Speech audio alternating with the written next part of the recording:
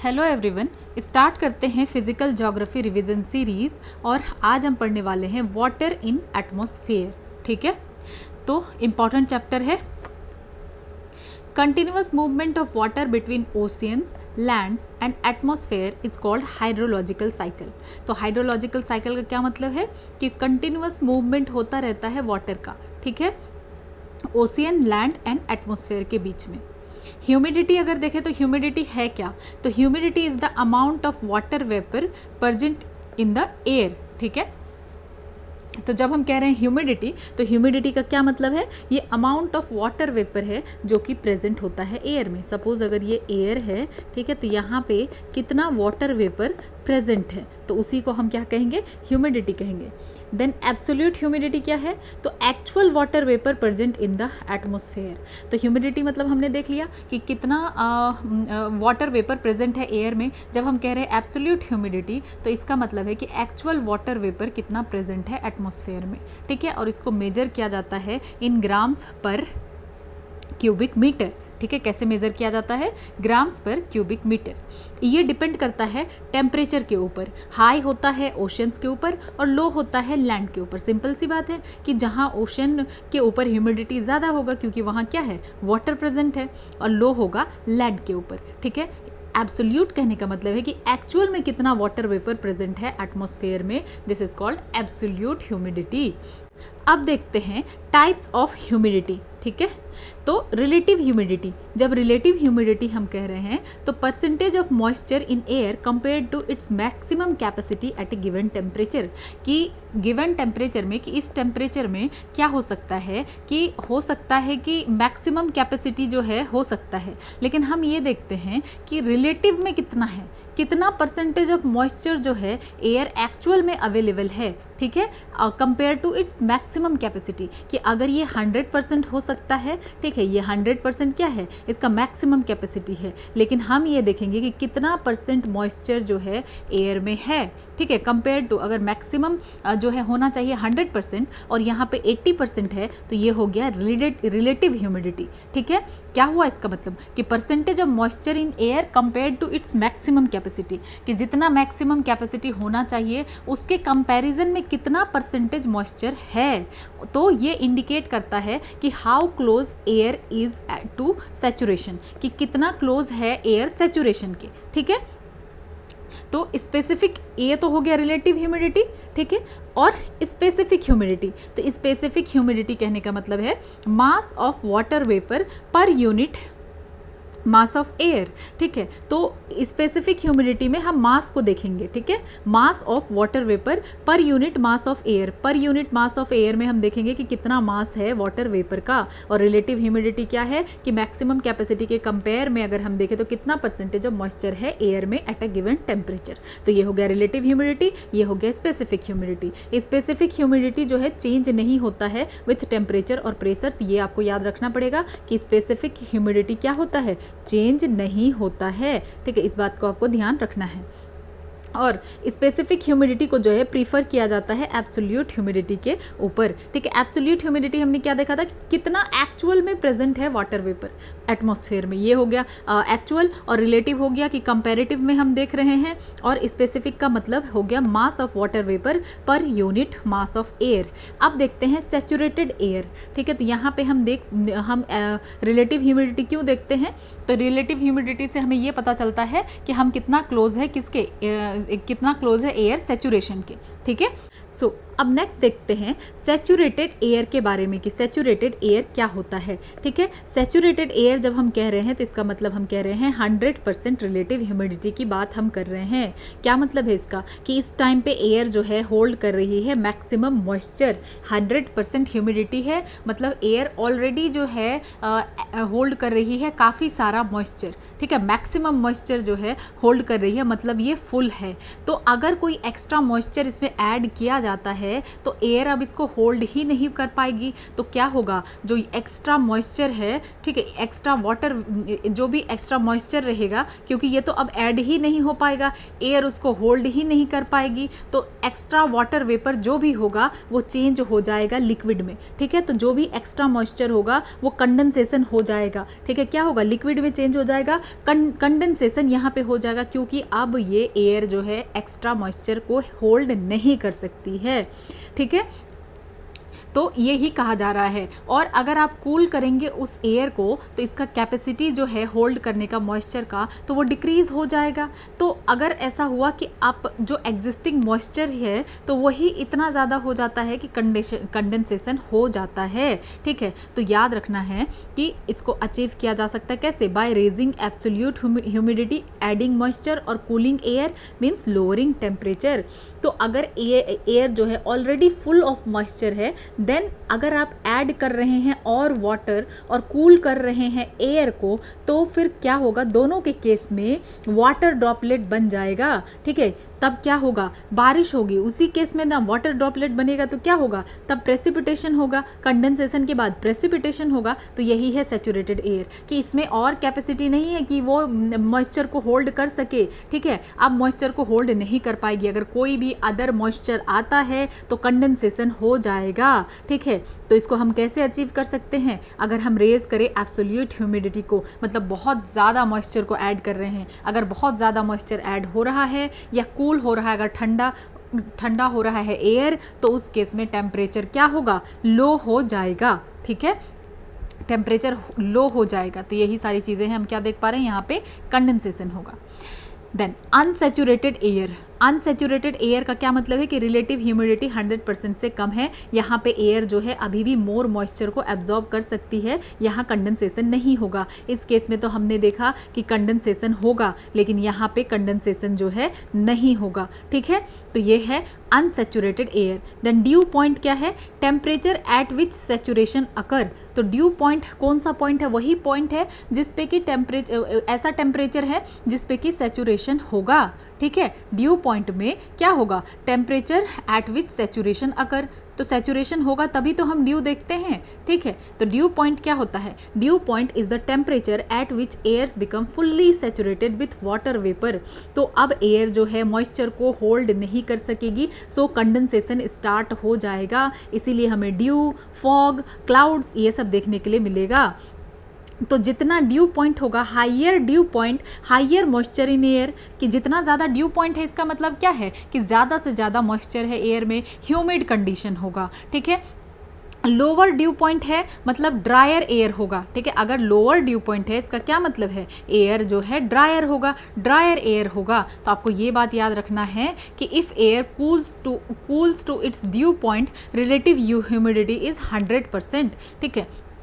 कि अगर एयर जो है कूल हो जाती है टू इट्स ड्यू पॉइंट, तो इसका सिंपल सा मतलब है कि रिलेटिव ह्यूमिडिटी अब 100% हो चुका है, ठीक है। तो यही चीज़ आपको याद रखना है कि ड्यू पॉइंट क्या है, कि ऐसा टेम्परेचर जिसमें कि अब सैचुरेशन होगा, ठीक है, सैचुरेशन हो जाता है। सैचुरेशन का क्या मतलब है कि एयर अब मॉइस्चर को होल्ड नहीं कर सकती है और ज़्यादा मॉइस्चर ऐड होगा तो अब कंडेंसेशन स्टार्ट हो जाएगा। देन अब नेक्स्ट समझते हैं एवापोरेशन क्या है, ठीक है। तो डेफिनेशन अगर देखें तो transformation of liquid water into gaseous vapour state, ठीक है। जब हम कह रहे हैं एवापोरेशन तो इसका मतलब क्या हुआ कि लिक्विड वाटर अगर गैसियस स्टेट में या वेपर स्टेट में ट्रांसफॉर्म हो जाए तो हम इसको कहेंगे एवापोरेशन, ठीक है। Then latent heat of vaporisation क्या होता है, the amount of heat required to change 1 unit mass of liquid to gas at a constant temperature, ठीक है।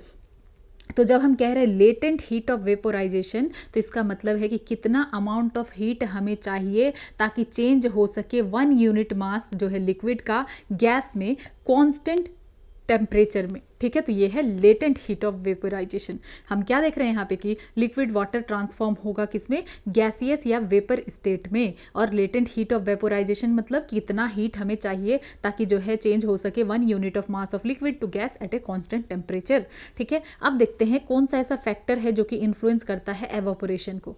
तो टेम्परेचर है, moisture content in air, dry air, तो इन सारी चीज़ों के बारे में भी समझते हैं। तो टेम्परेचर, तो जितना टेम्परेचर हाइयर होगा, higher the temperature lead to increased water absorption and retention. तो जितना टेम्परेचर हाई होगा इंक्रीज होगा वाटर एब्जॉर्प्शन एंड रिटेंशन, ठीक है, capacity in a given volume of air. Then moisture content in air, तो air with lower moisture content has ability to absorb and retain moisture. तो बिल्कुल सही बात है कि अगर ऐसा एयर जिसमें कि कम मॉइस्चर है तो वही तो ज़्यादा मॉइस्चर को ले पाएगा। अगर जो 100% फुल है, ऑलरेडी भरा हुआ है, तो वो कैसे मॉइस्चर को ले पाएगा। तो सिंपल सी बात है कि जो ड्राई एयर है वो ज़्यादा से ज़्यादा मॉइस्चर को एब्जॉर्ब करेगा, ठीक है। देन विंड का मूवमेंट अगर देखें तो यहाँ क्या होगा, replaces saturated air with unsaturated air. तो ये क्या करता है, विंड के मूवमेंट की वजह से ये रिप्लेस कर देता है कि जो सैचुरेटेड एयर है, मतलब फुल है पूरा, अब इसमें मॉइस्चर नहीं आ सकता है, उसको अनसैचुरेटेड एयर से रिप्लेस करता है। तो इस तरीके से एवापोरेशन जो है होता रहता है। Greater in wind speed higher rate of evaporation. तो जितना विंड स्पीड हाइयर होगा उतना ही होगा हाइयर जो है रेट ऑफ एवापोरेशन। तो याद रखना है, greater wind speed higher rate of evaporation, ठीक है। विंड मूवमेंट क्या कर रहा है कि सैचुरेटेड एयर को अनसैचुरेटेड एयर के साथ रिप्लेस कर देता है, तो एवापोरेशन अब ज़्यादा होने लगता है, ठीक है। Then evaporation variability. एवापोरेशन का वेरिएबिलिटी अगर हम देखें तो ये इन्फ्लुएंस किससे होता है, by temperature, air pressure, wind और सैलिनिटी। तो ये इन्फ्लुएंस किससे हो रहा है, टेम्परेचर से, एयर प्रेशर से, विंड से और सैलिनिटी से। ओशियन में अगर देखें तो हाईएस्ट एवापोरेशन होगा, क्यों, क्योंकि यहाँ पे वास्ट कवरेज है, ज़्यादा से ज़्यादा यहाँ पे मॉइस्चर मिल पाता है, ठीक है। तो हाईएस्ट एवापोरेशन होगा due to vast coverage. Evaporation decrease किधर से होगा, from equator to pole, obviously. तो जहाँ पे ज़्यादा अवेलेबल होगा वाटर तो वहाँ पे होगा हीट चाहिए, वाटर चाहिए, ठीक है। इसके लिए हमें क्या चाहिए, ये इन्फ्लुएंस कैसे होता है, टेम्परेचर से, एयर प्रेशर से, विंड से, सैलिनिटी से। तो यहाँ एवापोरेशन जो है डिक्रीज होगा इक्वेटर से पोल की तरफ, ठीक है। देन वेस्टर्न नॉर्थ अटलांटिक में अगर हम देखें तो हाईएस्ट एवापोरेशन रेट है ग्लोबली। तो आप इस चीज़ को याद रख सकते हैं क्योंकि ये एक फैक्ट है। तो वेस्टर्न नॉर्थ अटलांटिक, वेस्ट की साइड में जो नॉर्थ वाला पार्ट है ना, नॉर्थ अटलांटिक, तो वहाँ पे क्या होता है, हाईएस्ट एवापोरेशन रेट है ग्लोबली। देन अब समझते हैं कंडेंसेशन क्या है। तो कंडेंसेशन का मतलब हो गया conversion of water vapour into liquid water, ठीक है। तो यहाँ पे क्या हो रहा है, वाटर वेपर का कन्वर्जन हो रहा है लिक्विड वाटर में। और ये क्यों हुआ है, caused by loss of heat. ये लॉस ऑफ हीट की वजह से होता है। कंडेंसेशन का क्या मतलब हुआ, सिंपल से मतलब हुआ कि वाटर वेपर अब लिक्विड बन जाएगा। जो हमने देखा कि वाटर वेपर था, तो वाटर वेपर क्या बन रहा है, अब लिक्विड बन रहा है। ये क्यों होता है, caused by loss of heat, क्योंकि जो हीट था वो लॉस हो गया। हम देखते हैं ना कि ऊपर में एयर जाने के बाद कंडेंसेशन होता है, क्यों होता है, क्योंकि वहाँ पे हीट जो था वो लॉस हो गया इसकी वजह से, ठीक है। यहाँ पे हमने जो देखा एवापोरेशन, तो यहाँ लिक्विड गैस बन रहा था, ठीक है। और यहाँ पे फिर क्या हो रहा है कि वाटर वेपर अब लिक्विड वाटर बन रहा है। देन सब्लिमेशन क्या होता है, समझ लेते हैं इसको। यहाँ पे क्या होता है कि direct transformation water vapour to solid form, frost बन जा रहा है, वाटर वेपर से फ्रॉस्ट बन गया। मतलब वाटर से जो है वाटर वेपर गैस से लिक्विड नहीं बना बल्कि ये सीधा सॉलिड बन गया, ठीक है। Water vapour to solid form मतलब फ्रॉस्ट, ठीक है। देन नेक्स्ट देखते हैं कंडीशंस फॉर कंडेंसेशन, ठीक है। कंडेंसेशन के लिए क्या कंडीशन है समझते हैं। तो air temperature reduce to dew point, क्या होता है, एयर टेम्परेचर रिड्यूस्ड हो जाता है to dew point while volume remains constant. दूसरा, both temperature and volume are reduced. तीसरा, मॉइस्चर एडेड थ्रू एवापोरेशन। तो अब समझते हैं इस चीज़ को कि एक एक करके कि आखिर कंडेंसेशन होता कब है, ठीक है। तो कंडेंसेशन तभी होता है जब एयर जो है सैचुरेटेड हो जाता है, मतलब कि अब ये और वाटर वेपर को होल्ड नहीं कर सकता है और एक्सेस मॉइस्चर जो है स्टार्ट्स टर्निंग इनटू लिक्विड, और जो एक्सेस मॉइस्चर है वो लिक्विड बन जाएगा, ठीक है। तो अगर सैचुरेशन पे पहुंचना है तो इनमें से कोई भी कंडीशन हो सकता है, ठीक है। समझते हैं क्या क्या कंडीशंस है। तो एक जो हमने पढ़ा कि air temperature is reduce to dew point while volume remains constant. तो होता क्या है, जब एयर ठंडा हो जाएगा to its dew point temperature, ठीक है। कितना तक ठंडा हो जाएगा कि ड्यू पॉइंट बन जाए, ठीक है, ड्यू पॉइंट टेम्परेचर तक कि ड्यू बन जाए, तो वाटर वेपर जो है कंडेंस होना शुरू हो जाएगा इनटू लिक्विड ड्रॉपलेट। तो जैसे ही ये ड्यू पॉइंट तक पहुंच जाएगा, इतना ठंडा हो जाएगा कि ड्यू पॉइंट टेम्परेचर पे पहुंच गया, तो वाटर वेपर जो है कंडेंस होना शुरू हो जाएगा लिक्विड ड्रॉपलेट में। No change in air volume, यहाँ पे एयर वॉल्यूम में कोई चेंज नहीं होगा।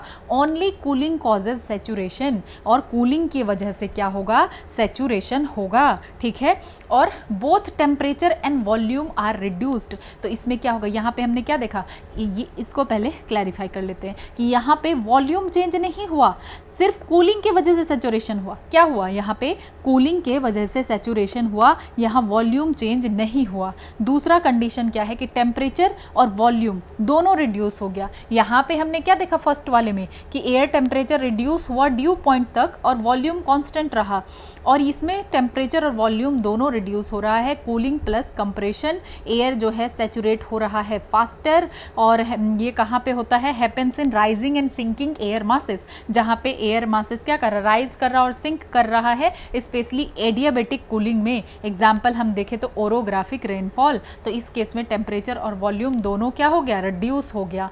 देन तीसरा अगर हम देखें तो moisture is added through evaporation, कि अगर मॉइस्ट एयर जो है इसको ज़्यादा से ज़्यादा वाटर वेपर मिल रहा है ओवर अ वाटर बॉडी, तो क्या होगा, ये जल्दी सैचुरेशन तक पहुंच जाएगा, बिना कूल हुए ही सैचुरेशन तक पहुंच जाएगा, ठीक है। Even without cooling extra moisture can cause condensation, की बिना कूल हुए भी कंडेंसेशन क्रिएट हो जाएगा, क्योंकि इतना वाटर आ गया है कि अब ये वाटर को होल्ड ही नहीं कर सकता है, तो अब ठंडा होने की ज़रूरत ही नहीं है, कंडेंसेशन स्टार्ट हो जाएगा। जैसे fog over lakes, coastal areas पे, इन सारी जगह पे फॉग देखने के लिए मिलता है, तो यहाँ पे क्या हो रहा है, ये सब सारे प्रोसेस में हमें कंडेंसेशन देखने के लिए मिल रहा है, ठीक है।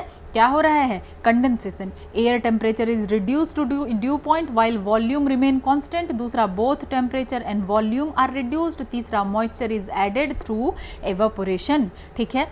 देन अब नेक्स्ट देखते हैं कंडेंसेशन न्यूक्लियाई, तो ये क्या है, कंडेंसेशन न्यूक्लियाई जो है टाइनी पार्टिकल है in air that provide surface for condensation. तो ये जो कंडेंसेशन न्यूक्लियाई है, ये छोटे छोटे पार्टिकल होते हैं एयर में, और ये प्रोवाइड करते हैं सरफेस। क्या प्रोवाइड करते हैं, सरफेस, ताकि कंडेंसेशन हो सके, जैसे कि डस्ट, स्मोक, पॉलन, सॉल्ट वगैरह, ठीक है। तो कंडेंसेशन मतलब हमने क्या देखा, सबसे पहले हमने देखा एवापोरेशन, कि ये भाप बन जाएगा। दूसरा हमने देखा कि जो वाटर वेपर है अब ये क्या होगा, अब ये कंडेंस होगा लिक्विड फॉर्म में, ठीक है, यही हमने देखा। तो कंडेंसेशन न्यूक्लियाई में डस्ट, स्मोक, पॉलन, सॉल्ट। तो अब कौन कौन सा ऐसा फैक्टर है जो कि कंडेंसेशन को इन्फ्लुएंस करता है, तो एयर का movement, lower temperature, higher humidity, altitude, pressure changes, ठीक है। क्या क्या आया इसमें फैक्टर इन्फ्लुएंसिंग कंडेंसेशन में, एयर का मूवमेंट, एयर मूवमेंट आ गया, लोअर टेम्परेचर आ गया, हायर ह्यूमिडिटी आ गया, ऑल्टीट्यूड और pressure changes. Then forms of condensation, condensation का क्या क्या फॉर्म है, तो व्हेन ड्यू पॉइंट जब ज़्यादा होगा फ्रीजिंग पॉइंट से, क्या होगा, फ्रीजिंग पॉइंट से ज़्यादा है, ठीक है, ड्यू पॉइंट ज़्यादा है फ्रीजिंग पॉइंट से, तो ड्यू बनेगा, फॉग बनेगा, क्लाउड बनेगा। और जब ड्यू पॉइंट क्या है, ड्यू पॉइंट से फ्रीजिंग पॉइंट जब ज़्यादा है, ठीक है, फ्रीजिंग पॉइंट जब ज़्यादा हो जाएगा तो white frost, snow, hail stones और सीरस क्लाउड बनेगा, ठीक है। जब ड्यू पॉइंट ज़्यादा है फ्रीजिंग पॉइंट से तो ड्यू, फॉग, क्लाउड्स बनेगा, और जब ड्यू पॉइंट कम है और फ्रीजिंग पॉइंट ज़्यादा है तो white frost, snow, hail storm, cirrus cloud वगैरह बनेगा, ठीक है। देन नेक्स्ट देखते हैं ड्यू के बारे में, ठीक है। ड्यू क्या है, water droplets deposited in A form of water droplets on cooler surfaces, ठीक है। तो जब वाटर ड्रॉपलेट्स डिपॉजिट होंगे, ठीक है, in the form of water droplets on cooler surfaces of solid object. Suppose ये सॉलिड ऑब्जेक्ट है और ये कूल है, इस कूलर सरफेस पे क्या होगा, वाटर ड्रॉपलेट डिपॉजिट होगा, इसको हम कहेंगे ड्यू, ठीक है। तो ये कब बनेगा, when due point is above freezing point, ठीक है। ड्यू पॉइंट फ्रीजिंग पॉइंट से ज़्यादा होगा, अगर फ्रीजिंग पॉइंट तक चला जाएगा तब तो बर्फ ही जम जाएगा, ठीक है। तो ड्यू पॉइंट क्या होगा, अबव फ्रीजिंग पॉइंट, ठीक है। Dew point is above the freezing point, तो यहाँ पे ड्यू का फॉर्मेशन होगा, ठीक है। तो ड्यू फ्रीजिंग पॉइंट क्या होगा, अगर फ्रीजिंग पॉइंट ज़्यादा हुआ तो फ्रॉस्ट बन जाएगा, सिंपल सी बात है। सो समझते हैं आइडियल कंडीशंस क्या है ड्यू को बनने के लिए। तो क्लियर स्काई होना चाहिए, काम एयर होना चाहिए, हाई रिलेटिव ह्यूमिडिटी होना चाहिए, कोल्ड और लॉन्ग नाइट्स होना चाहिए, ठीक है। क्लियर स्काई होना चाहिए, और अगर क्लाउड हुआ तो क्या होगा, तो क्लाउड रिफ्लेक्ट बैक कर देगा the long wave radiation coming out of the earth surface, और फिर ये अर्थ को वार्म रखेगा। सो इस कंडीशन को अच्छे से समझते हैं कि अगर क्लियर स्काई होगा तो क्या होगा और क्लाउड कवर रहेगा तो क्या होगा, इसको समझना जरूरी है। तो अब समझते हैं। तो जैसे कि अगर क्लियर स्काई है, ठीक है, क्लियर स्काई के केस में क्या होगा इस चीज़ को देखते हैं। तो जब स्काई क्लियर होगा तो क्लाउड, तो हम जो है नॉर्मल फीचर क्या जानते हैं कि अर्थ क्या करती है, एट नाइट में अर्थ लूज करती है अपना हीट। कैसे? लॉन्ग वेव रेडिएशन के रूप में। तो अर्थ जो है लूज करेगी अपने हीट को लॉन्ग वेव रेडिएशन के रूप में। अगर स्काई क्लियर है तो हीट जो है जल्दी स्पेस में चला जाएगा, कोई इशू नहीं आएगा। क्या होगा? हीट स्पेस में चला जाएगा और सरफेस क्विकली जो है कूल हो जाएगा और यहाँ ड्यू फॉर्म होना ईजी हो जाएगा। अब यहाँ पे हम समझते हैं कि यहाँ क्लाउड बन गया, ठीक है। अगर क्लाउड बन गया तो क्लाउड अब ब्लैंकेट की तरह काम करेगा, ठीक है। और जैसे यहाँ से जो जा रहा होगा लॉन्ग वेव रेडिएशन, क्लाउड उसको रिफ्लेक्ट बैक कर देगा, फिर क्लाउड की वजह से ये नीचे की तरफ दोबारा आ जाएगी। तो सरफेस क्या रहेगा? वार्म रहेगा, तो कम और नो ड्यू बनेगा। इसीलिए क्लियर स्काई बहुत ज़्यादा ज़रूरी है, ठीक है। देन दूसरा कंडीशन क्या है? काम एयर, ठीक है, काम एयर होना चाहिए। तो होता क्या है कि अगर जो है विंड नहीं है, एयर स्टिल है, तो कोल्ड एयर जो है क्या रहेगा? अगर विंड मूव नहीं कर रहा है, स्टिल है, तो जो कोल्ड एयर है वो ग्राउंड में ही रहेगा, तो कूलिंग कंटिन्यू रहेगा और हम जो है और फिर इस तरीके से ड्यू पॉइंट तक पहुंच पाएंगे, ठीक है। देन हाई रिलेटिव ह्यूमिडिटी, तो क्या होना चाहिए? रिलेटिव ह्यूमिडिटी जो है हाई होना चाहिए। Air already has a lot of moisture, so only slight cooling is needed. तो अगर हाई रिलेटिव ह्यूमिडिटी है, मतलब इसमें ऑलरेडी रिलेटिव ह्यूमिडिटी भरा हुआ है, ठीक है। एयर क्या है? एयर में ऑलरेडी बहुत सारा मॉइस्चर है, तो यहाँ पे स्लाइट कूलिंग की ज़रूरत होती है, थोड़ी बहुत कूलिंग की ज़रूरत। थोड़ा सा कूलिंग हुआ कि वो ड्यू पॉइंट पे पहुँच जाएगी। अगर ह्यूमिडिटी लो हुआ तो लो के केस में क्या होगा कि फिर बहुत ज़्यादा कूलिंग चाहिए होगा और जो है ज़्यादा ड्यू बन नहीं पाएगा। देन इसके लिए चाहिए होता है कोल्ड और लॉन्ग नाइट। तो लॉन्गर नाइट अगर होगा तो हीट को लूज़ करने के लिए ज़्यादा से ज़्यादा टाइम मिलेगा और सरफेस जो है कूल बना रहेगा आवर्स तक और ड्यू जो है फॉर्म हो पाएगा, ठीक है। अगर शॉर्ट नाइट रहा तो कूलिंग टाइम कम रहेगा, लेस ड्यू। इसीलिए हमें विंटर के टाइम पे ज़्यादा देखने के लिए मिलता है कि लंबी रात है तो यहाँ पे ज़्यादा कूलिंग टाइम मिल जाता है। तो इसके लिए कंडीशन क्या है? आइडियल कंडीशन क्लियर स्काई, काम air, high relative humidity, cold and long night, ठीक है। ये सब कुछ हमने देखा। देन अब समझते हैं वाइट फ्रॉस्ट क्या है। तो ये कब बनता है? जब ड्यू पॉइंट जो है बिलो फ्रीजिंग पॉइंट, जब ड्यू पॉइंट फ्रीजिंग पॉइंट से बिलो होगा, ठीक है, फ्रीजिंग पॉइंट से कम होगा, तो मॉइस्चर क्या करेगा? फ्रीज हो जाएगा ऑन सर्फेसेस और फॉर्म करेगा आइस क्रिस्टल। इसके लिए कंडीशन यही होना चाहिए कि due point is below freezing point, ठीक है। तो सेम कंडीशन ड्यू की तरह होगा, लेकिन एयर का टेम्परेचर कितना होना चाहिए? या तो 0 डिग्री सेल्सियस होना चाहिए या 0 डिग्री सेल्सियस से कम होना चाहिए, ठीक है। तो यहाँ पे dew point is below freezing point. Then next देखते हैं फॉग के बारे में। तो फॉग क्या है? Essentially a cloud forming at a very close to earth surface. तो फॉग भी एक तरीके का क्या है? क्लाउड है, लेकिन ये नियर द अर्थ सरफेस है। ये कब बनता है? When air cools to its dew point. ये कब बनेगा? जब एयर कूल करेगा टू इट्स ड्यू पॉइंट और वाटर वेपर कंडेंस करेगा टाइनी पार्टिकल्स में, तो ये ड्रॉपलेट जो है क्या रहेंगे? सस्पेंडेड रहेंगे एयर में और इसी वजह से विजिबिलिटी कम हो जाएगा फॉग में, इसलिए हमें क्या होता है? दिखाई नहीं देता है, ठीक है। तो ये चीज़ है। तो occurs when the temperature of an air mass with a substantial amount of water vapour suddenly drops, ठीक है, leading to condensation on tiny dust particle within the air itself. Air mass itself forms when warm moist air suddenly cools and condenses on dust particles, ठीक है। तो simply समझते हैं यहाँ पे क्या कहा जा रहा है। तो एयर में क्या होता है? वाटर वेपर होता है। एयर में क्या होगा? अगर ये एयर है, एयर के ड्रॉपलेट्स हैं, तो इसमें वाटर वेपर होगा और डस्ट पार्टिकल होगा, मतलब कंडेंसेशन न्यूक्लियाई। जब क्या होगा? टेम्परेचर एयर का जब falls to dew point, temperature जो है एयर का गिर जाएगा, डाउन हो जाएगा, ठीक है, फॉल्स टू ड्यू पॉइंट, तो वाटर वेपर कंडेंस करेगा ऑन डस्ट पार्टिकल। तो इन्हीं सारे डस्ट पार्टिकल में वाटर वेपर जो है क्या करने लगेगा? कंडेंस करेगा और टाइनी ड्रॉपलेट्स जो है एयर में बना देगा, जो कि फॉग है। सो इसका फीचर क्या है, सिंपली यही है कि जब वार्म मॉइस्ट एयर सडनली ठंडा हो जाएगा, कंडेंस करेगा डस्ट पार्टिकल के ऊपर, तो बन जाएगा फॉग। ठीक है, तो इन डस्ट पार्टिकल को क्या कहा जाता है, कंडेंसेशन न्यूक्लियाई कहा जाता है, और वाटर वेपर जो है इसी पे कंडेंस कर जाता है। ठीक है, तो यही होता है। तो इसी चीज़ को आपको समझना है कि आखिर ये बनता क्यों है। ठीक है, आइडियल कंडीशन अगर हम देखें तो हाई ह्यूमिडिटी होना चाहिए, बहुत ज़्यादा ह्यूमिडिटी होना चाहिए, और टेम्परेचर नियर ड्यू पॉइंट होना चाहिए, और कंडेंसेशन न्यूक्लियाई प्रेजेंट होना चाहिए उस जगह पे। ठीक है, तो ये उसका फीचर है। हाई ह्यूमिडिटी मतलब कि एयर में ऑलरेडी लॉट्स ऑफ मॉइस्चर होना चाहिए। ठीक है, और टेम्परेचर नियर ड्यू पॉइंट मतलब यहाँ पे कुछ थोड़ा सा स्लाइट कूलिंग की ही ज़रूरत है, ऐसा नहीं कि बहुत सारी कूलिंग की ज़रूरत है।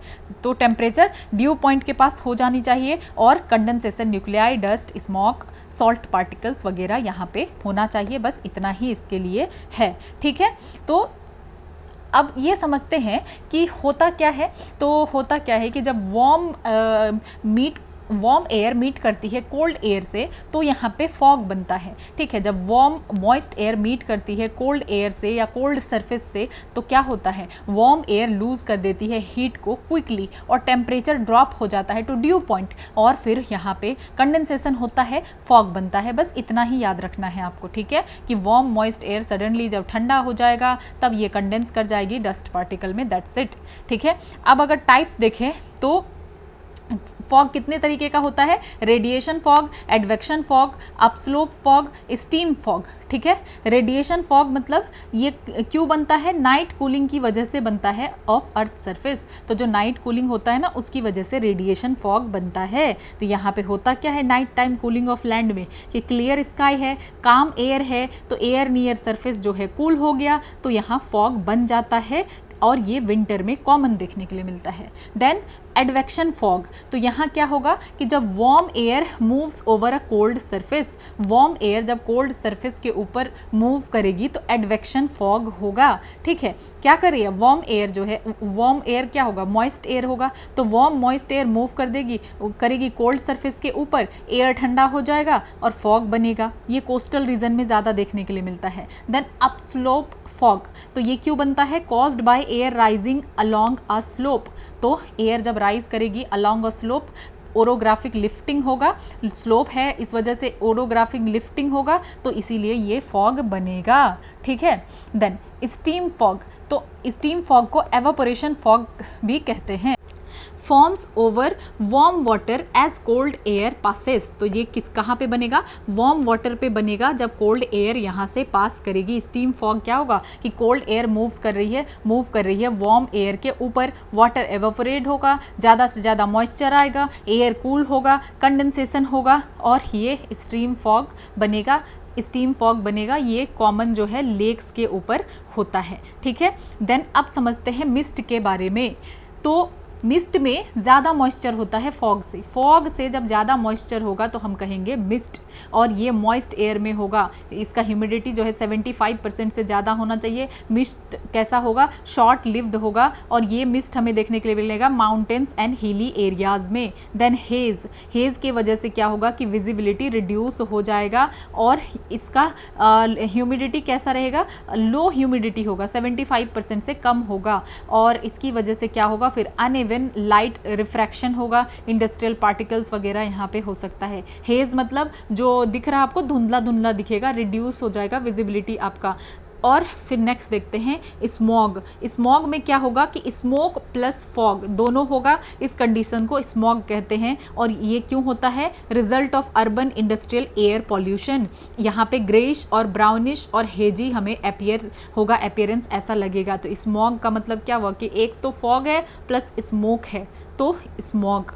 अब 3 तरीके का स्मॉग हो सकता है। एक क्लासिकल स्मॉग जिसको हम कहेंगे लंदन टाइप्स। ठीक है, ये क्यों होता है, कोल की कंबशन की वजह से, जहाँ यहाँ पे हाई SO2 और पार्टिकुलेट मैटर होता है, और कोल्ड एंड ह्यूमिड क्लाइमेट है। ठीक है, लंदन टाइप। तो यहाँ पे क्या हो रहा है कि कोल कंबशन की वजह से ये क्लासिकल स्मॉग बन रहा है, और यहाँ हाई SO2 है और पार्टिकुलेट मैटर है, और जब कोल्ड और ह्यूमिड क्लाइमेट होगा तब बनेगा classical smog. Then photochemical smog.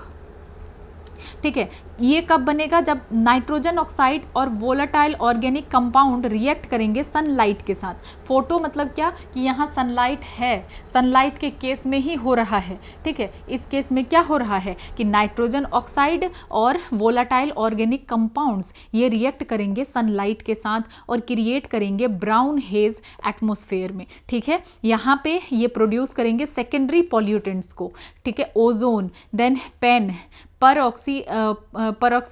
peroxytyl nitrate, aldehydes, common in sunny urban areas, Los Angeles type इसको कहा जाता है, ठीक है। इसकी वजह से eye irritation, breathing problem, crop damage वगैरह हो सकता है, ठीक है। एक हमने क्या देखा टाइप्स ऑफ स्मॉग में, क्लासिकल स्मॉग देखा, ये कोल के कंबशन की वजह से होगा और यहाँ पे हाई SO2 होगा, पार्टिकुलेट मैटर होगा, लंडन टाइप कहेंगे इसको, और कोल्ड और ह्यूमिड क्लाइमेट में ये होगा, ठीक है। और ये जो फोटोकेमिकल स्मॉग है ये हॉट क्लाइमेट में ही होगा, ठीक है। तो ये NO2 और VOC रिएक्ट करेंगे सनलाइट के साथ, तो फिर ये ब्राउन हेज क्रिएट करेंगे एटमॉस्फेयर में, धुंधला दिखेगा, और ये प्रोड्यूस करते हैं सेकेंडरी पॉल्यूटेंट जैसे कि ओजोन, जैसे कि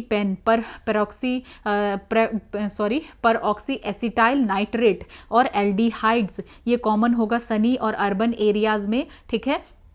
लॉस एंजलिस टाइप इसको कहेंगे, आई इरिटेशन होगा, ब्रीदिंग प्रॉब्लम होगा, क्रॉप डैमेजेस होगा।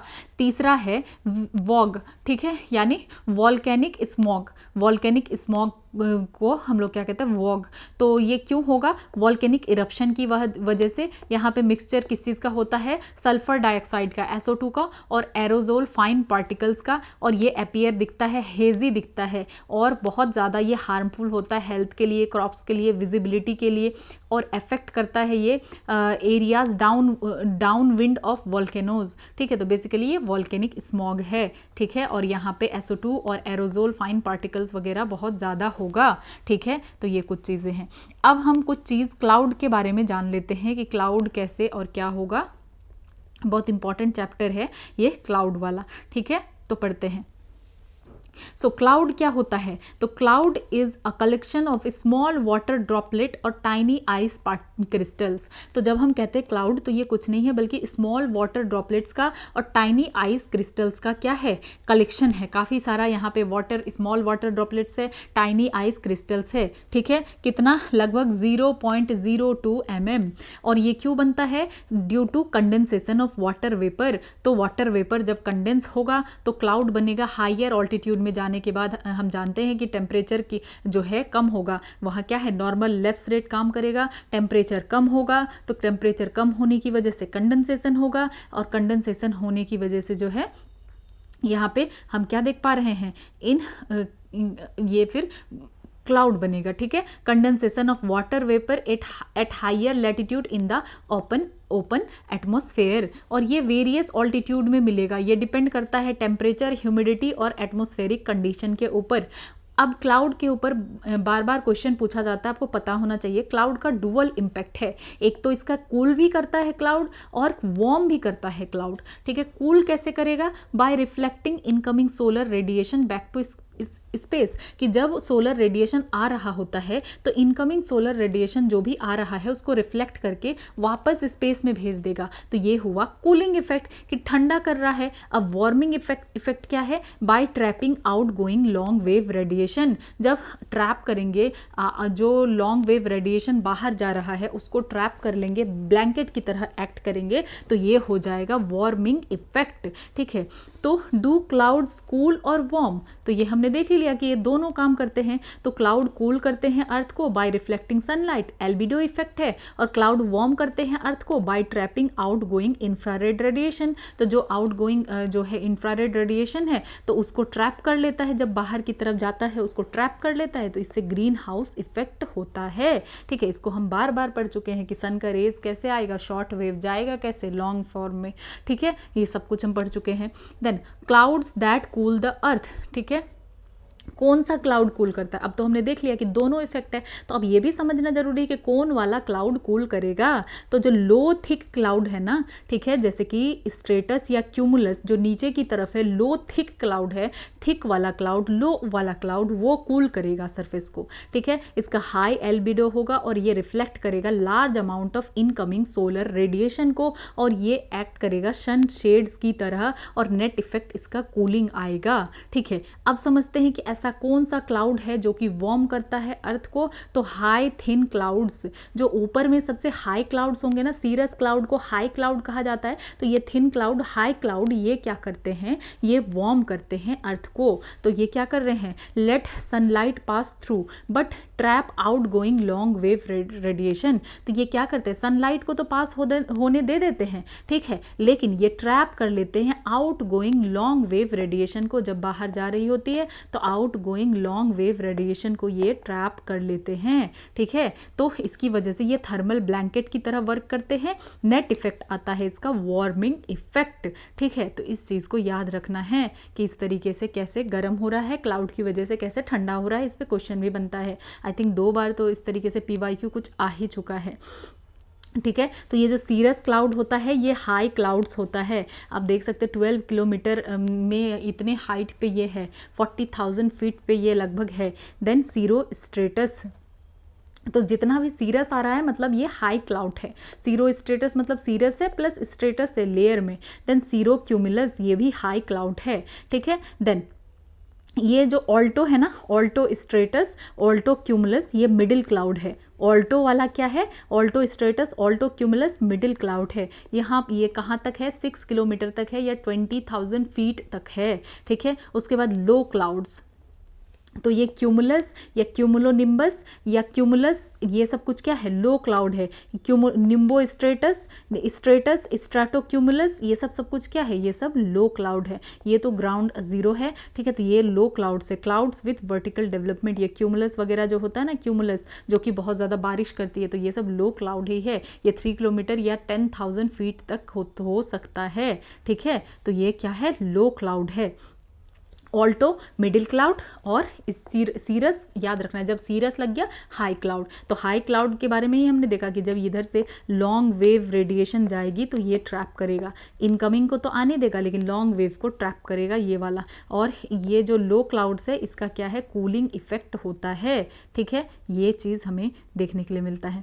देन अब समझ लेते हैं टाइप्स ऑफ क्लाउड को अच्छे से। तो सीरस, निम्बस, ओके, स्ट्रेटस, क्यूमुलस। तो अब सारे क्लाउड को देखते हैं कि कौन सा क्लाउड क्या है, ठीक है, ओके।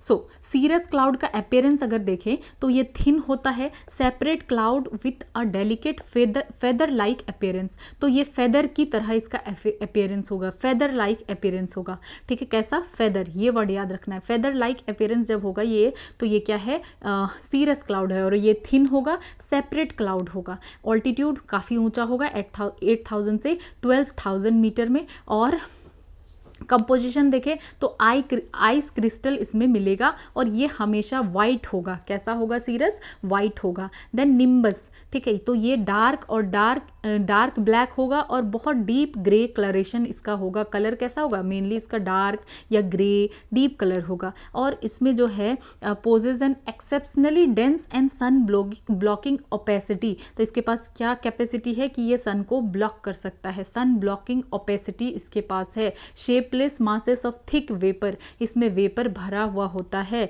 ऑल्टीट्यूड देखे तो इंटरमीडिएट टू लो में मिलेगा, क्लोज टू सरफेस भी मिलेगा। फीचर अगर देखे तो ये सनलाइट को ब्लॉक करेगा और यहाँ कंटिन्यूअस रेन भी होगा। निम्बस क्या कर देगा, सनलाइट को ब्लॉक करेगा और कंटिन्यूअस रेन होगा। और क्यूमुलस का क्या है, वर्टिकल, क्यूमुलोनिम्बस का वर्टिकल ग्रोथ है और ये हाई ऑल्टीट्यूड तक जाता है, ठीक है। जो ये क्यूमुलोनिम्बस है, क्यूमुलोनिम्बस का क्या है, वर्टिकल ग्रोथ होता है, ये ऊपर तक जा सकता है क्यूमुलोनिम्बस, ये बात याद रखना है। हाई इसका वर्टिकल ग्रोथ होता है, ऊपर तक जा सकता है। कौन वाला, स्पेशली क्यूमुलोनिम्बस। तो निम्बस जब लग गया तो डार्क होगा, ब्लैक होगा, डीप ग्रे कलर का होगा। देन स्ट्रेटस का मतलब होता है ये एक्सटेंसिव होगा, लेयर्ड क्लाउड होगा, that envelope significant sections of the sky. तो सिग्निफिकेंट सेक्शन में हमें स्ट्रेटस ही देखने मिलेगा, एक्सटेंसिव होता है और लेयर्ड होता है, काफ़ी सारे एरिया में होता है। ये बनता क्यों है? लॉस ऑफ हीट की वजह से, या मिक्स होता है जब डिफरेंट एयर मास उसकी वजह से, या हीट लॉस हो रहा है उसकी वजह से। स्ट्रेटस भी लो लेवल क्लाउड से। कैसा क्लाउड होगा? ये लो लेवल क्लाउड होगा और ये लेकर के आएगा light drizzle, bring light drizzle. Then next cumulus, ठीक है। तो क्यूमुलस का अगर अपीयरेंस देखें तो कैसा होता है क्यूमुलस, ठीक है। A puffy cotton wool like with flat base generally formed at a height of 4000 to 7000 metre and exist in patches, ठीक है। तो क्यूमुलस में याद रखना है पफी कॉटन वुल लाइक होता है, फ्लैट बेस इसका होता है। ये बनता कैसे है? कन्वेक्शन की वजह से, राइजिंग वार्म एयर उसकी वजह से बनता है। और यूजुअली ये इंडिकेट करता है जब हम क्यूमुलस की बात कर रहे हैं, ठीक है। क्यूमुलस की बात हम क्या करें, तो ये फेयर वेदर इंडिकेट करता है, बट ये ग्रो हो सकता है क्यूमुलो निम्बस में। तो निम्बस ही जो है रेन बियरिंग क्लाउड है, जैसे क्यूमुलो निम्बस। तो क्यूमुलस में जब निम्बस लग गया, क्यूमुलो निम्बस, तो ये क्या हो गया? बहुत ज़्यादा बारिश करेगी, ठीक है। इस बात को आपको याद रखना है, can grow into cumulo nimbus, ठीक है। तो यहाँ पे हमने देख लिया ऑलरेडी, लो क्लाउड्स में स्ट्रेटस है, क्यूमुलस है, निम्बो स्ट्रेटस है, क्यूमुलो निम्बस है, स्ट्रेटो क्यूमुलस है, मिडिल में ऑल्टो स्ट्रेटस है, ऑल्टो क्यूमुलस है, तो ये ऑल्टो वाला मिडिल में है। देन हाई क्लाउड में सीरस है, सीरो स्ट्रेटस है, सीरो क्यूमुलस है। Classification of clouds by altitude, ठीक है। तो हाई क्लाउड्स अबव 6000 मीटर क्या रहेगा? हाई क्लाउड्स रहेगा। टाइप देखें तो सीरस, सीरो स्ट्रेटस, सीरो क्यूमुलस, और फीचर अगर देखें तो ये आइसी क्रिस्टल और थिन और विस्पी होगा। देन मिडिल क्लाउड ऑलरेडी हम देख चुके हैं 2000 से 6000 मीटर तक होगा। ऑल्टो स्ट्रेटस, ऑल्टो क्यूमुलस, ये वाटर ड्रॉपलेट से बना होगा, समटाइम आइस भी होगा, और ये ऑब्सक्योर कर सकता है सन को। Then low clouds up to 2000 metre तक होगा। स्ट्रैटो क्यूमुलस, निम्बो स्ट्रैटस, ये डार्क और डेंस होता है, ठीक है, डेंस और डार्क होगा, और ये स्टीडी रेन जो है लेकर के आएगा, ठीक है, स्ट्रैटो क्यूमुलस और निम्बो स्ट्रैटस। उसके बाद क्लाउड्स विथ वर्टिकल डेवलपमेंट, तो क्यूमुलस और क्यूमुलो निम्बस जो है क्या कर सकता है? वर्टिकल डेवलप हो सकता है, बहुत ज़्यादा टावरिंग क्लाउड्स होगा, जिसकी वजह से हैवी शावर, थंडर स्टॉर्म्स और हेल देखने के लिए मिलेगा। लो क्लाउड्स में स्ट्रैटस और निम्बो स्ट्रैटस में याद रखना है कि ये स्टीडी रेन लेकर के आएंगे, और ऑल्टो स्ट्रेटस, ऑल्टो क्यूमुलस में वाटर ड्रॉपलेट्स वगैरह रहेगा, और सीरस में आइस क्रिस्टल वगैरह से ये बना रहेगा, थिन होगा, विस्पी होगा, ठीक है। कुछ अदर इंपॉर्टेंट क्लाउड्स को भी देख लेते हैं। एक है उसमें लेंटिकुलर क्लाउड्स, दूसरा पोलर स्ट्रैटोस्फेरिक क्लाउड, तीसरा नॉक्टिलुसेंट क्लाउड। तो इन तीनों टाइप के भी डिफरेंट क्लाउड्स को हम देख लेते हैं, ठीक है। तो शेप अगर देखें लेंटिकुलर क्लाउड का, तो ये कैसा होगा? लेंस और सॉसर लाइक होगा विथ वेल डिफाइंड एज। कैसा किनारा होगा इसका? वेल डिफाइंड एजेस होगा। और ये बना कैसे है? Wavy air flow over mountains और ऑब्स्टिकल्स। तो ये कहाँ पे बनता है? जब वेवी एयर फ्लो होगा, कहाँ पे? माउंटेन्स में, और कोई अगर और भी ऑब्स्टिकल आ गया तो इसीलिए ये लेंस और शॉसर लाइक बन जाता है, वेल डिफाइंड एज इसका होता है। प्रोसेस अगर देखें तो वेव डेवलपमेंट होगा, एडियाबेटिक कूलिंग होगा, कंडेंसेशन होगा, एवापोरेशन होगा, ठीक है। कैसा cooling? Adiabatic cooling, condensation and evaporation. ये सिग्निफिकेंस अगर देखें तो ये इंडिकेट करता है एयर टर्बुलेंस को, इंपॉर्टेंट होता है ये पायलट्स के लिए, ठीक है। लेंटिकुलर क्लाउड मतलब ये लेंस और सॉसर लाइक होता है। उसके बाद पोलर स्ट्रैटोस्फेरिक क्लाउड, तो ये जो है कहाँ बनता है? पोलर स्ट्रैटोस्फेयर में बनता है। बहुत ऊंचा होगा ये, 15,000 to 25,000 मीटर पे ये होगा, विंटर सीजन में बनेगा। और ये कैसा होगा? इरिडिसेंट होगा, मदर ऑफ पर्ल लुक इसका होता है, आइस क्रिस्टल से बना हुआ होता है, इसलिए मदर ऑफ पर्ल लुक कहेंगे। लिक्विड ड्रॉपलेट इसका होगा, ये ऊंचा क्लाउड होगा, विंटर में बनेगा, पोलर स्ट्रैटोस्फेयर में बनेगा। अब तीसरे तरीके का क्लाउड जो है नॉक्टिलुसेंट क्लाउड। कैसा क्लाउड? नॉक्टिलुसेंट क्लाउड। ये कहाँ बनेगा? 80 to 90 किलोमीटर में, मीजोस्फेयर में, ठीक है। इसको हमने देखा कि ये लेंस और सॉसर से बनेगा, ठीक है, ऑब्स्टिकल की वजह से। दूसरे में पोलर में हमने देखा कि पोलर स्ट्रैटोस्फेयर में बनेगा। और ये जो नॉक्टिलुसेंट क्लाउड है ये मीजोस्फेयर में बन रहा है, हाईएस्ट क्लाउड है, ये सबसे ज़्यादा हाईएस्ट क्लाउड ये है। और ये सिर्फ रात में बनेगा, इल्यूमिनेटेड बाय स्कैटर्ड सनलाइट, ठीक है। तो क्या होगा कि ये ओनली नाइट में बनेगा और इल्यूमिनेट हो जाता है कैसे, स्कैटर्ड सनलाइट से। कंपोजिशन देखें तो टाइनी आइस क्रिस्टल होगा, इसीलिए इसको नाइट शाइनिंग क्लाउड भी कहते हैं। नॉक्टिलूसेंट क्लाउड को मीजोस्फेयर में बनेगा, हाईएस्ट क्लाउड है, नाइट में विजिबल होगा, ठीक है। उसके बाद अब कुछ और चीज़ें भी देख लेते हैं। तो ये हम बार बार देख चुके हैं कि इम्पैक्ट क्या है क्लाउड्स का अर्थ के टेम्परेचर में। तो जो थिक और लो क्लाउड्स होगा तो ये कूल करेगा अर्थ को, ठीक है, और जो हाई और थिन क्लाउड्स होगा ये वार्म करेगा अर्थ के सरफेस को। ओके, तो इसको और हम बार बार कितना ही पढ़ें, हम काफ़ी डिटेल में इसको पढ़ चुके हैं, ठीक है। देन प्रेसिपिटेशन के बारे में देख लेते हैं। कंडेंसेशन तक तो हम अच्छे से पढ़ चुके हैं, अब देखते हैं प्रेसिपिटेशन किस किस फॉर्म में हो सकता है। तो release of moisture after condensation of water vapour.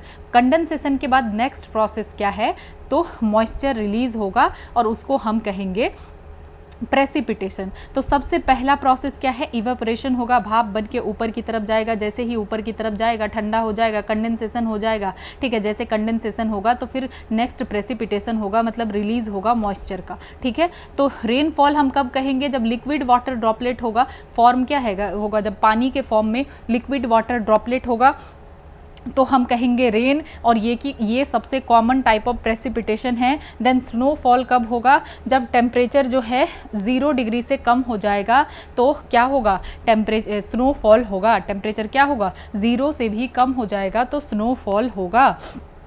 Form अगर देखें तो फाइन स्नोफ्लेक्स। देन स्लीट क्या है, फॉर्म कैसा किस टाइप का होगा, तो frozen air rain drops, frozen rain drops और री फ्रोजन मेल्टेड स्नो वाटर। तो स्लीट हम कहेंगे जो फ्रोजन रेन ड्रॉप्स होगा या री फ्रोजन मेल्टेड स्नो वाटर होगा। ये कब होगा, जब warm air layer above cold sub freezing layer near the ground.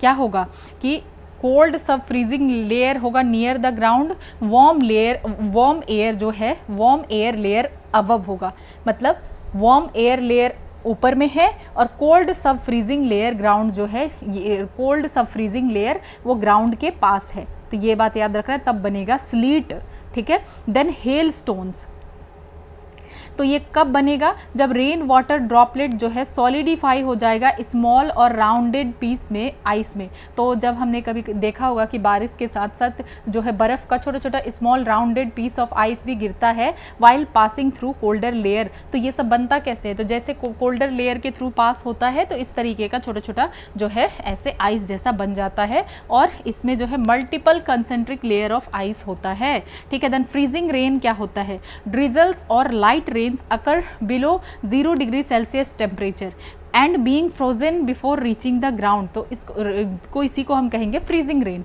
कि यहाँ पे क्या होगा, ड्रिजल और लाइट रेन होगा जब टेम्परेचर कितना होगा, बिलो 0 डिग्री सेल्सियस होगा और ये फ्रीज हो जाएगा जब ग्राउंड में पहुँचने से पहले।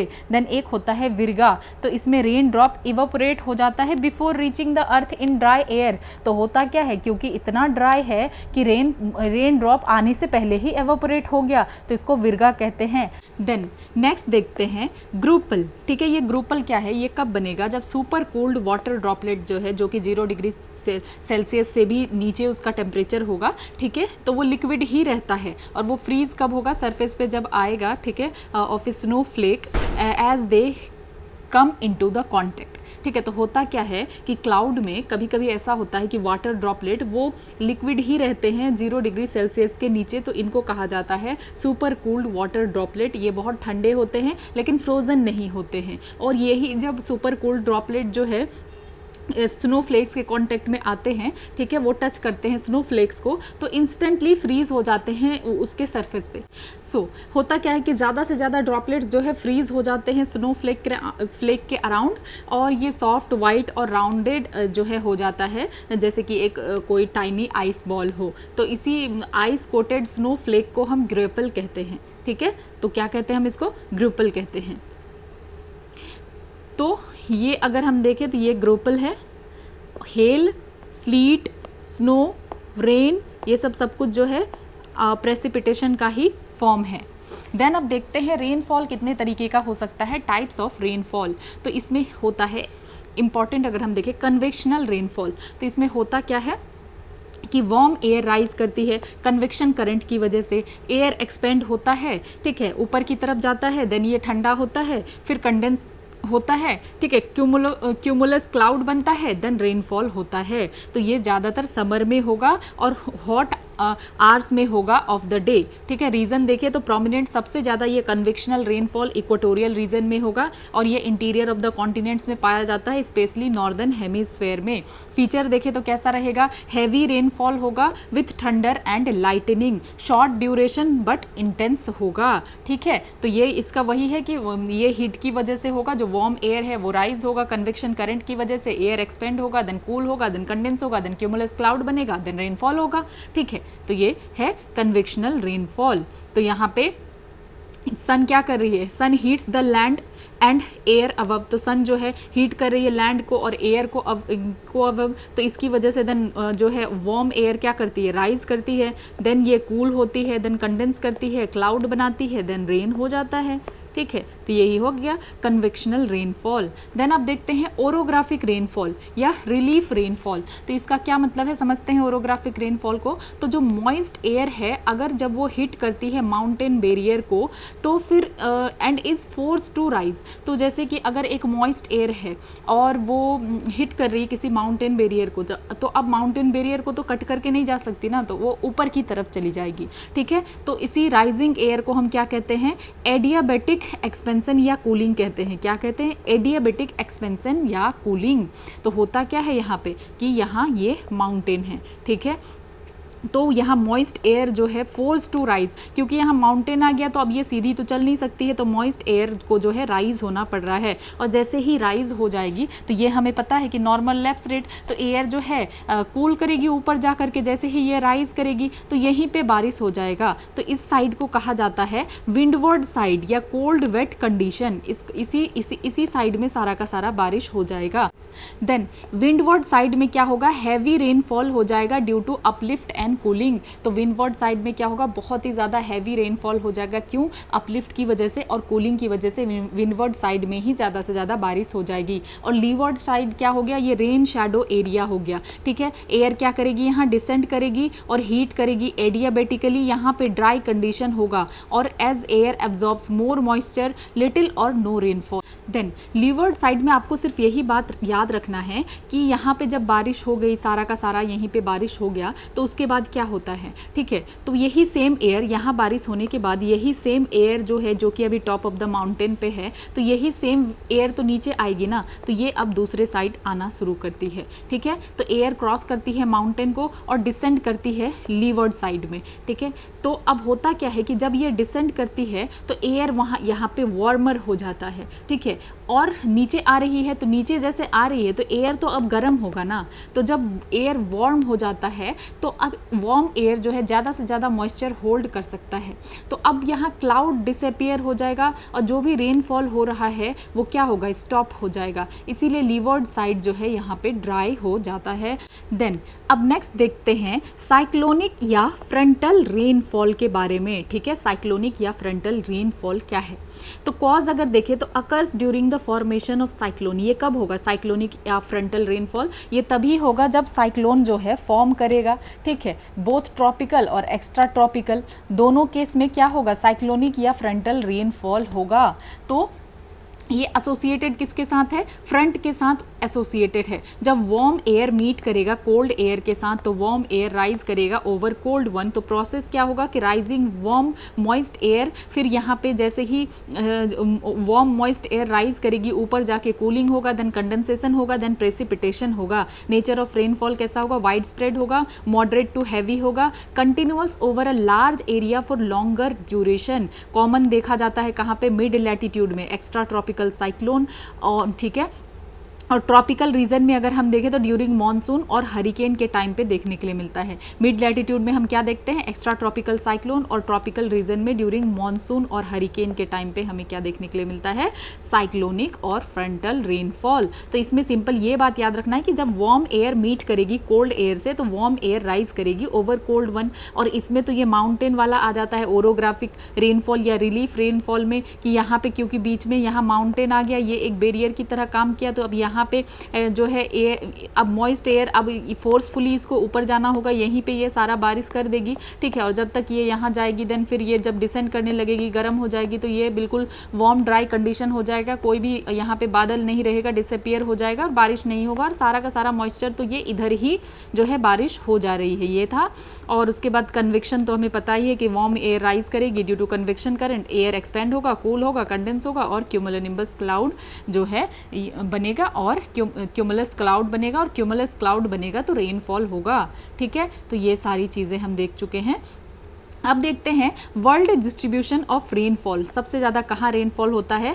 तो rainfall decreases from equator to pole world, तो इक्वेटर से पोल की तरफ हम जब जाते हैं तो क्या होता है, रेनफॉल डिक्रीज होता है। इक्वेटोरियल रीजन में अगर हम देखें तो यहाँ पे heavy consistent rainfall, year round rainfall होता है। देन कोस्टल एरियाज में अगर देखें तो ज़्यादा रेनफॉल होगा इनलैंड एरियाज से इन टर्म ऑफ रेनफॉल।